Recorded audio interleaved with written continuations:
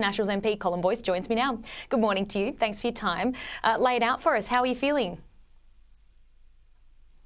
Well, I'm very disappointed in respect to the way things have panned out recently, particularly in the last week or two, in respect to proposal to abandon the coalition agreement.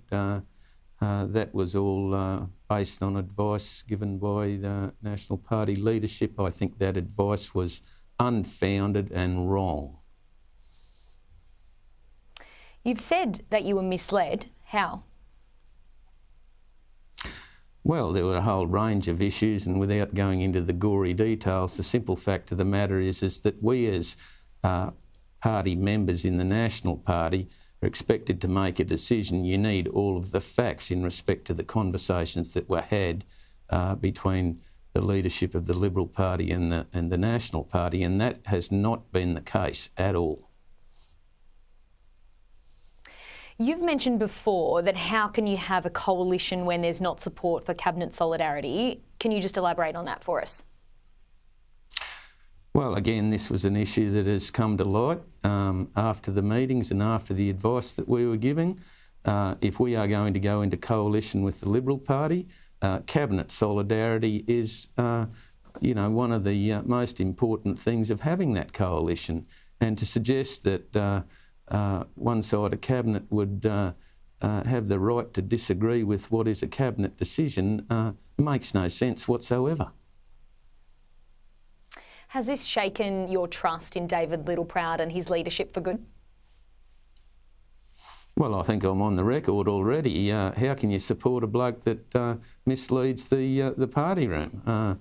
I'm calling him out. I can't do it. I mean, you take these four policies that David took to the first meeting with Susan Lee.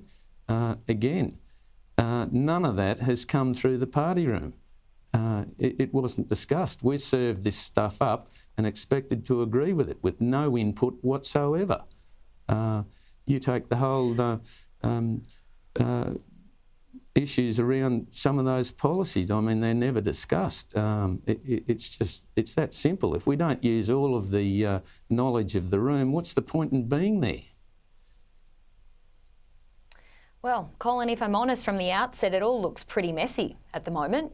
How do you move forward? Well, it is messy, and this is all based on pure lack of communication, and the chosen ones that think that they're able to dictate to everybody and everybody else is just expected to toe the line. That's the basis of it all. Well, I mean, we're expecting a meeting today. What are you hoping to come from that? Well, the National Party did meet this morning. I wasn't in attendance to that meeting. I was in transit on an aeroplane, so I couldn't attend that meeting. So as yet, I have not spoken to any of my colleagues in respect to what happened at that meeting. So I am rather in the dark as to what decisions have been made. Well, I'm sure there'll be some interesting conversations to be had. I mean, Colin, Scott Morrison, of course, spoke this morning on Sky News saying that the coalition should be focusing on the economy, defence and national security, essentially getting on with the job. What do you want the coalition to stand for? Look, 100%. I could not agree more than what Mr Morrison has said. We need to be focusing on things like taxing unrealised profits on superannuation capital gains. We need to be talking about things like the capacity investment scheme, where the Australian taxpayer will be asked to underwrite the profitability of these renewable energy projects all over Australia.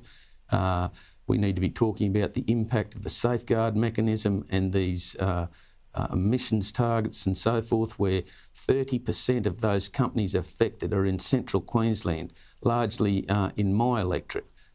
We need to be talking about gas reservation policies and how they are going forward, and what do we do about that.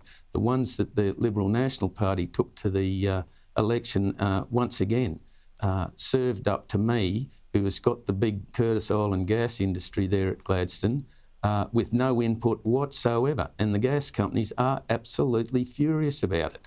So once again, we need to be concentrating on what the government is going to do to the Australian economy. We need to be readdressing the whole net zero argument. That is just going to destroy business and industry. It will drive up the cost of living for the average Australian and achieve absolutely nothing in terms of changing the climate on planet Earth. Well, the coalition needs to get its act together, I would say, and come together in unity, because so much focus isn't on the government at the moment. It's on the coalition and the disconnect there. So if Mr Littleproud isn't listening to you, as you say, who would you support as leader of the Nats? Oh, look, that's a matter for the party room. Those discussions, aren't taking place. And to my knowledge, there's nobody challenging David Littleproud for leadership, not that I'm aware of. I would suggest that both the Liberal Party leader, Susan Lee, and David Littleproud start engaging everybody in the room so that we can come to consensus on good policy and take the challenge up to the Albanese Labor government in respect to their tax reforms, their energy policies, their emissions targets, and the whole outlook for the Australian economy over the next 3 years. Colin, we've just got some breaking news coming into the newsroom now that the Liberals and the Nationals have reached an agreement. What's your thoughts on that now? Well, I think it was very important that that agreement be reached. Once again, the idea of splitting up that coalition was based on bad information that was delivered to us by the leadership team. And I'm furious about it because it never should have happened. So where to from here, Colin? I mean, what do you want to say to David Littleproud this morning? Well, again, David Littleproud is the leader, and if he's not prepared to engage the whole room in respect to all of the conversations that we need to have on the way forward, he better start having another look at himself. What do you think, obviously we're just getting this breaking news in now, what does the terms of this agreement look like, do you think? Look, I don't know. As I said, there was a National Party room this meeting via Zoom, as you've already stated. I didn't attend that meeting. As I said, I was on an aeroplane in transit, so I haven't had the opportunity to speak to any of my colleagues in respect to what was said at that meeting. Okay, and we appreciate you coming on. Of course, you've had a busy morning travelling to us as well. Appreciate your time this morning. And just repeating that breaking news for our viewers, breaking now, the Liberals and the National Party have reached an agreement. Okay, Colin, we'll leave it there for this morning. Thank you.